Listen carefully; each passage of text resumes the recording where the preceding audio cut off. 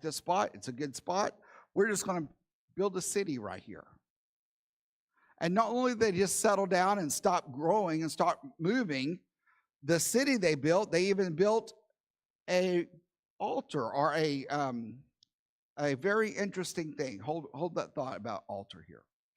Verse number 3 says, and they said one to another, go to, let us make brick and burn them thoroughly.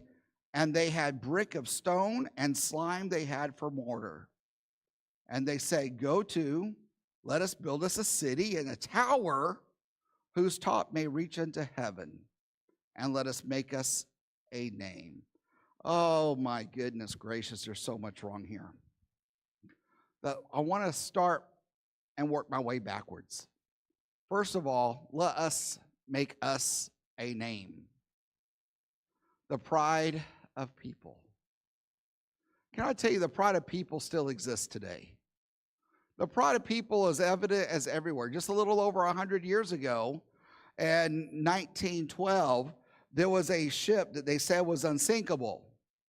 They even said God himself cannot sink this ship, and it never even made it to its first destination, which is New York. The arrogance of man throughout the course of time has always been there. And now today is no different. We see the arrogance of people every time we turn on the news, right? We see the pride of people. We see how people are stubborn and hard-hearted, and they think that they are everything, and they are what the whole world revolves around. Let us make us a name. Yeah, it didn't work so well. So, going back before that, they said, let us build us a tower that will go all the way up to heaven. There's a lot of theology here that you can look into, and you can do a fun little study on. Could people see heaven at this time? There's some theologians will say yes, that's why they could see God up there, and there's a lot of evidence about God talking with people and things like that. And they say you could that's why they wanted to build a tower that could touch heaven, because they could physically see it. I don't know that that's necessarily correct, but that's what a lot of theologians, good theologians, will claim. And there's also the idea that where they're just trying to touch the stars. So it could be interpreted either way. But nonetheless, that was their plan. Let us build us a name. Let us build us a tower. Let us build us a city. I know what God said, but we're not going to do what God said. We're going to do what we want to do. Does that not sound a little familiar? Isn't that what got them in trouble in the first place? And now they're right back to it again. So God, Christ, the Holy Spirit are up in heaven, and they have this conversation. Verse number 5, and the Lord came down to see the city. See, this is where they talk about, you can see heaven. This is what some theologians will say. And the Lord came down to see the city and the tower which the children of man builded. The problem was that was not what God told them to do. And the Lord said, behold, the people is one, and they have all one language, and this they began to do, and now nothing will be restrained from them which they have imagined to do. God knew what happened before the flood. They built big cities. They built big civilizations. And those civilizations, the higher the population groups were, the less they included God, and to the point that God was no longer remembered except for by Noah and his family. And God's like, we're not going to have a repeat of this again. We're not going to do this again. And so, verse number 6, and the Lord said, behold, the people is one. They have all one language, and thus they began to do, and now nothing is be restrained from them, which they have imagined to do. Go to, let us go down and confound their language, that they may not understand one another's speech. How many people ever wonder where all the different languages of the world came from? This is it right here. The reason it's called Babel, there's a whole lot of things about where this is at. We call it the Tower of Babel, but I'm doing some extra research today, and I really enjoyed this afternoon because I didn't realize this, and maybe I heard it in college and just forgot about it, or maybe it's just been so long since I studied Babel that it just kind of caught me off guard. But as far as I can remember, I don't ever remember learning this before. This was actually built on a very famous place in history. Does anybody know where this came from? Does anyone know where they were at? They were at what would become Babylon. Think about what would happen in Babylon several thousand years later under Nebuchadnezzar. He also wanted to build a big statue. With it being so close to each other, I wonder if one of these days when we get to heaven, we'll find out that the Tower of Babel and the Tower of Nebuchadnezzar statue, I wonder if they're in the same spot. You know, we don't know that. That's all lost to archaeology, but archaeology doesn't even know where the exact location of the Tower of Babel was. But one thing I do know is that the devil works in such ways that it would not surprise me whatsoever if he developed a foothold right there on this planet. Something interesting to think about.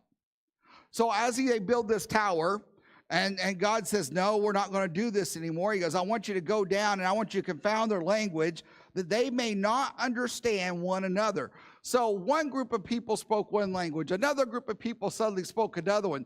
Can you imagine the chaos of what happened when they got up the next morning? Someone goes up and says, hi, Bob. And wait a minute. Bob didn't understand me. I wonder how long it took before they realized, hey, something's going on here. Everything that they knew their whole entire life instantly changed overnight.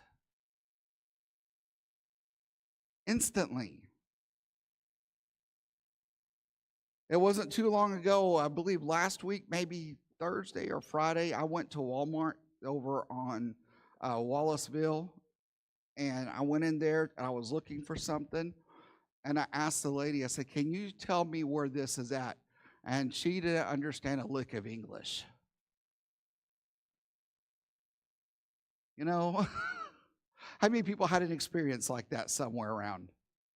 The reason we have problems with communications is because of what happened way back here. This is where all the languages of the world came from. Now, there are some languages we can kind of make out. American versus English. By the way, I know we take quote-unquote English in school. We do not speak English. You talk to one of our missionaries that go over to London, and he will tell you, we do not speak English. That there are things over there that mean the same thing that they mean over here. And if you are bilingual and understand Spanish, Spanish is actually different than Mexican. Spanish people come to Mexico and they're like, what in the world are these people saying? All these languages spread out across the world because one day when they woke up and they all spoke different languages, so therefore they just, birds of a feather, flocked together. So those people that spoke English, they went up into Europe. Those people that spoke Swahili went to wherever, and just spread out like that. I think it's fascinating. God's will was done even though people didn't want it to be done. Fast forward a few thousand years. As these people groups began to grow, they realized, hey, there's more to this world than right here in Africa. I want what's going on up there in Europe.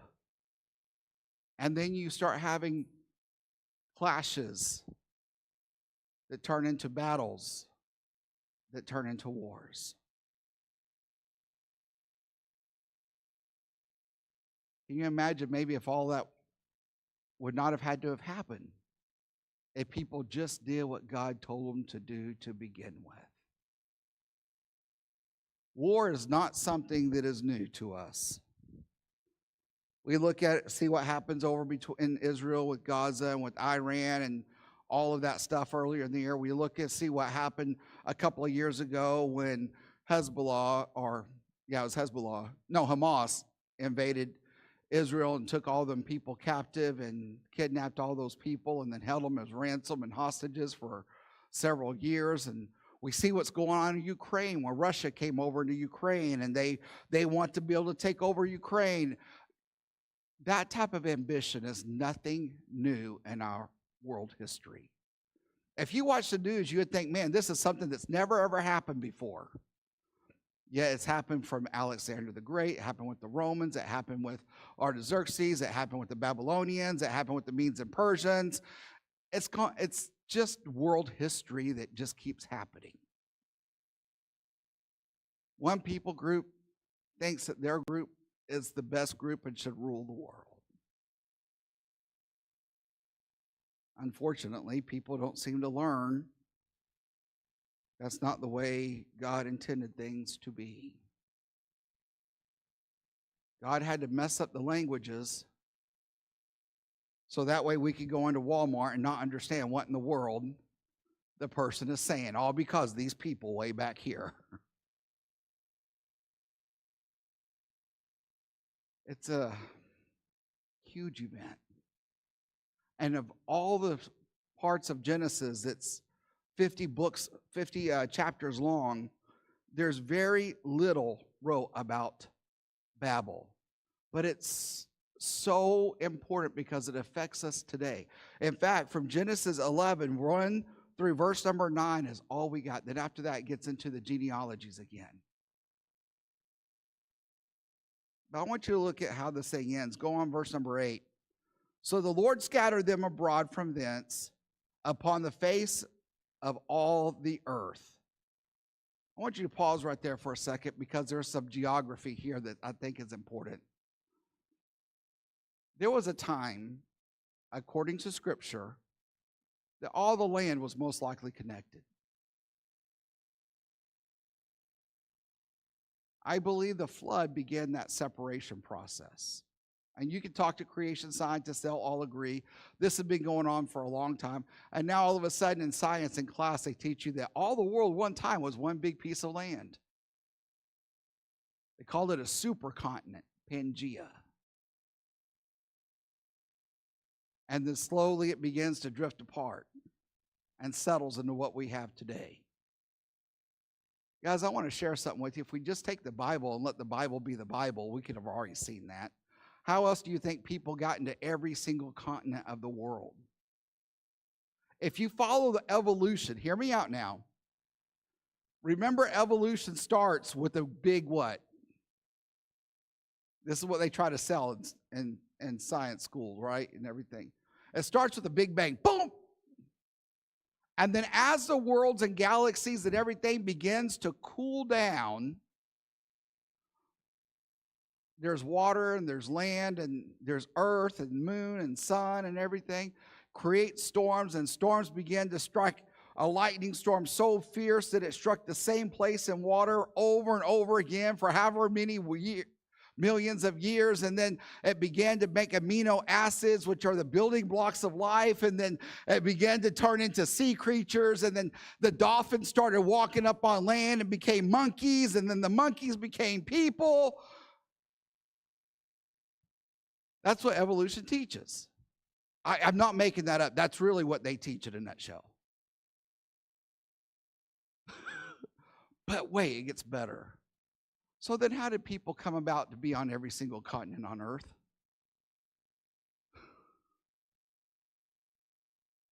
They can't explain that. Well, they must have migrated during ice ages, maybe. That's how you get all the way down in the South Pacific. Little common sense will tell you that the world had to have been connected. And the reason that this urgent message from God is to go into all the world, because he knew what was going to be happening with the continents. And he had to get people to settle. So he drove them to their places. And the rest, as they say, is history. Or as Paul Harvey might say, and now you know the rest of the story. By the way, I missed that guy on being on the radio. That guy was great. This Bible study is so simple. Yeah, if you think about it and you dwell upon it when you go to sleep tonight, think about the impacts that this has had throughout the course of history. People not understanding each other, different cultures settling in different places, the rise of modern man and warfare and everything else that it implies. It really is an incredible event that only has 11 verses dedicated to it.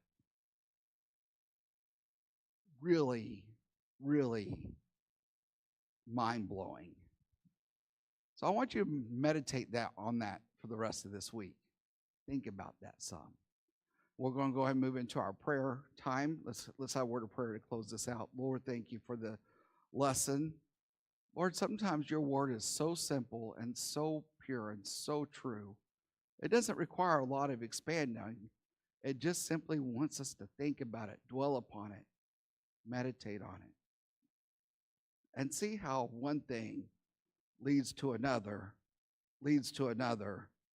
to what we have today.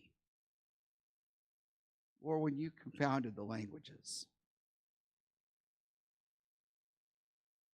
it is so fascinating to think about what that meant throughout history.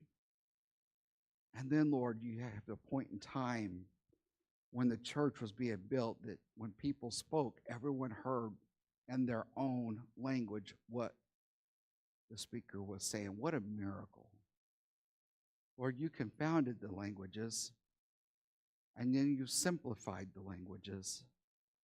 And now today you've given people great understanding and being able to speak multiple languages. God, you're so amazing. Lord, I pray that you'll receive our thanks for being the great God that you are.